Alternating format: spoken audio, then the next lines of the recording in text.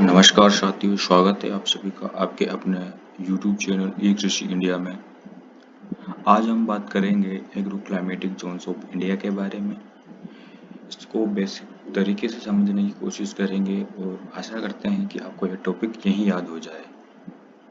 सबसे पहले मैं आपको बता दूं, अगर आपने अभी तक ई कृषि इंडिया चैनल को सब्सक्राइब नहीं कर रखा है तो जल्दी से सब्सक्राइब कर लीजिए और बेल आइकन के बटन को दबाना ना भूलें ताकि आपको ऐसी latest updates time to time मिलती रहे। आइए बात करते हैं agro climatic zones of India के बारे में। सबसे पहले हम देखते हैं इसके डेफिनेशन के बारे में। देखिए, एग्रो क्लाइमेटिक जोन होते क्या हैं? ये एक प्रकार की एक लैंड यूनिट है और टर्म है मेजर क्लाइमेट्स की जो सूटेबल होते हैं certain range of crops and cultivars के लिए अकॉर्डिंग टू FAO 1983। तो एग्रो क्लाइमेटिक जोन्स क्या होते हैं? ये एक ऐसी लैंड यूनिट है एंड टर्म है मेजर क्लाइमेट्स की जो सूटेबल होते हैं certain range of crops and cultivars के लिए अकॉर्डिंग टू FAO 1983। उसके बाद हम बात करते हैं एग्रो क्लाइमेटिक जोन्स की डिफरेंट पार्ट्स की। कितने पार्ट में इनको डिवाइड करा गया है, कितने भागों में इनको विभाजित किया गया है। देखिए, एग्रो क्लाइमेटिक जोन्स को टोटल 15 जोन में डिवाइड किया गया है और इनको किस बेसिस पर डिवाइड करा गया है? इनको डिवाइड करने के लिए बेसिस रखा गया है water surplus and water deficiency and cropping systems. इसका मतलब सीधा सा मतलब यही है कि इंडिया को 15 एग्रो क्लाइमेटिक जोन्स में जो बांटा गया है उसके लिए क्या बेसिस रखा गया है? उसके लिए बेसिस रखा गया है पानी की अधिकता, पानी की कमी व क्रॉपिंग सिस्टम। इन सब चीज़ों को देख के इंडिया को डिफरेंट एग्रो क्लाइमेटिक जोन्स में डिवाइड करा गया है। आगे देखते हैं नेक्स्ट स्लाइड।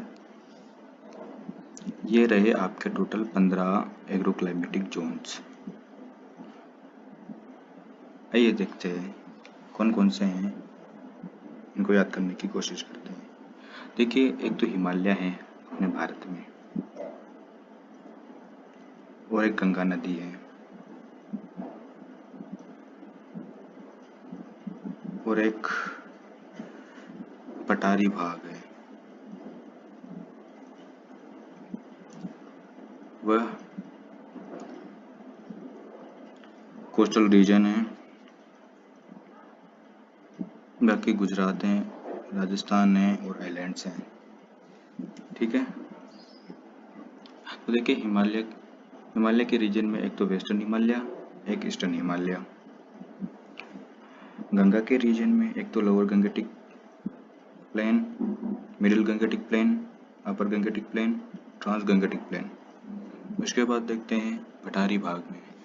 पठारी भाग में देखिए, प्लेटू भाग में eastern plateau, central plateau, western plateau and hills, southern plateau and hills.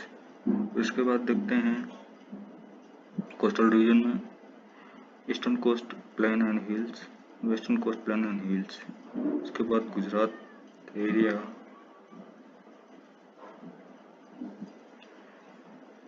उसके बाद dry land desert, third desert western dry region Rajasthan वाला।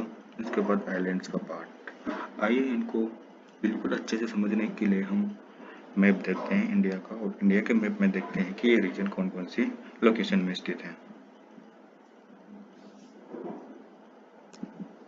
देखिए, ये रहे आपके टोटल 15 के 15 जोन।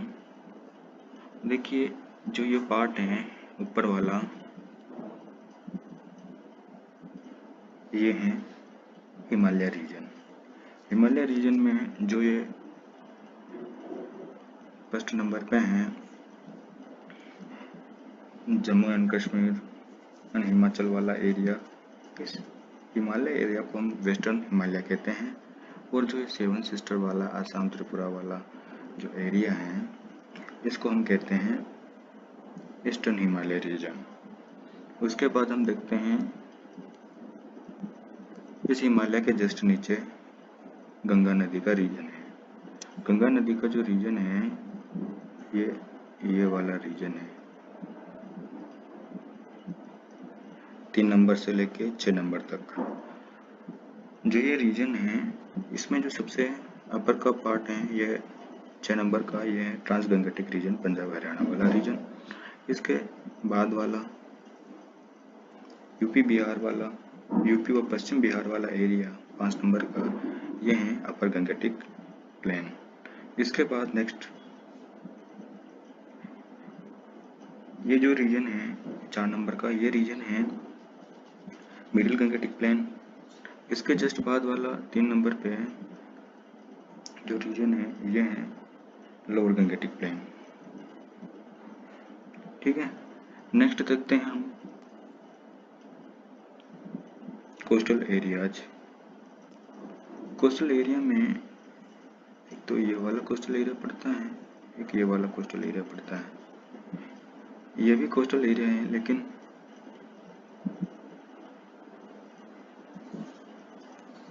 इसको देखते हैं अभी। सबसे पहले हम देखते हैं 11 नंबर पे जो ये है ईस्टर्न कोस्टल प्लेन, ये है वेस्टर्न कोस्टल प्लेन। इसके बाद ये है गुजरात रीजन, ये है थार डेजर्ट, वेस्टर्न राजस्थान का थार डेजर्ट। ये गुजरात हो गया, ये है western Thar desert of Rajasthan. ठीक है, इसके बाद हम बात करते हैं